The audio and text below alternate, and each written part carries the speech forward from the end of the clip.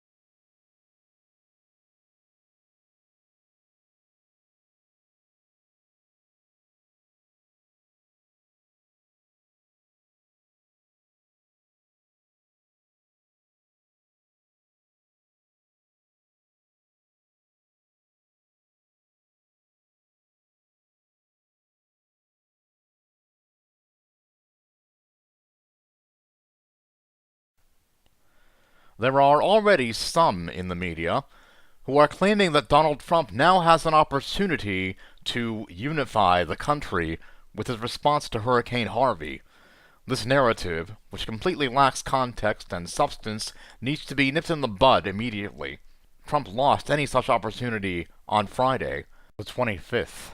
Per the New York Times, quote, Hurricane Harvey was the rarest of disasters to strike during the Trump presidency, a maelstrom not of Mr. Trump's making, and one that offers him the opportunity to recapture some of the unifying power of his office he has squandered in recent weeks. Unquote.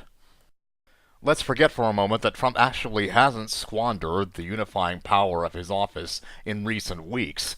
He never had that unifying power from even before he took that office, squandering it by attacking, among many others, protesters marching against him, a television comedy show, and a Broadway play. Soon after he became president, he continued attacking the media, members of Congress, the FBI, I could go on, and has been underwater in the polls since his first few weeks of taking office.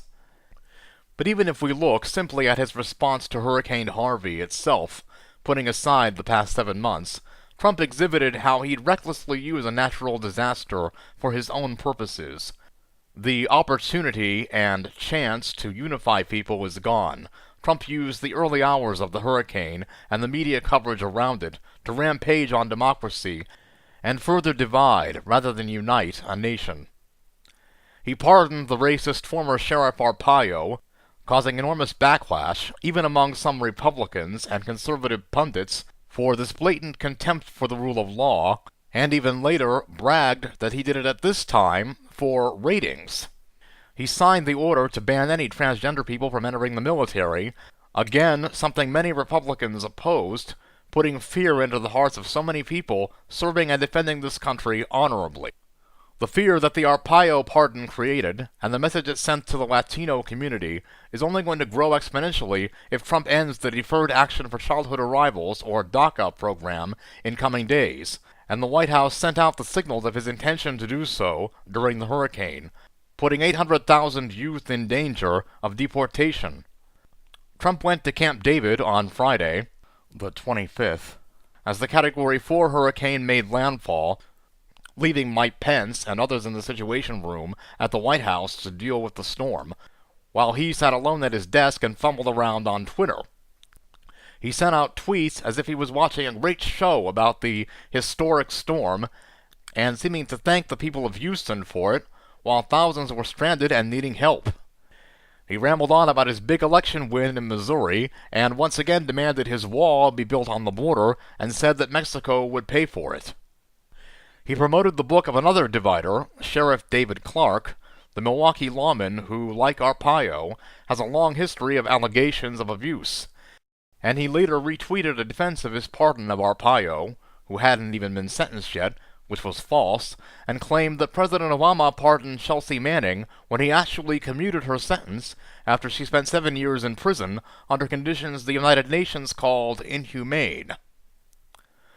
On Monday, the 28th, in a joint press conference with the Finnish president, Trump expanded on these divisive topics, still repeating false information about Obama's commutations of sentences, in response to reporters' questions, even as Houston was set to get 2 more feet of rain on top of the 2 feet it had already sustained from Harvey.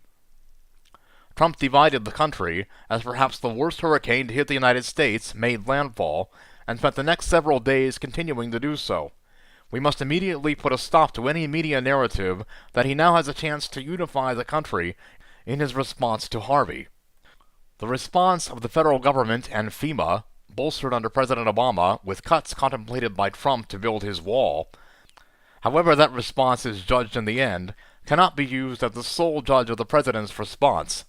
While the government itself responds with help, Trump himself responded without providing leadership or attempting to unify Americans.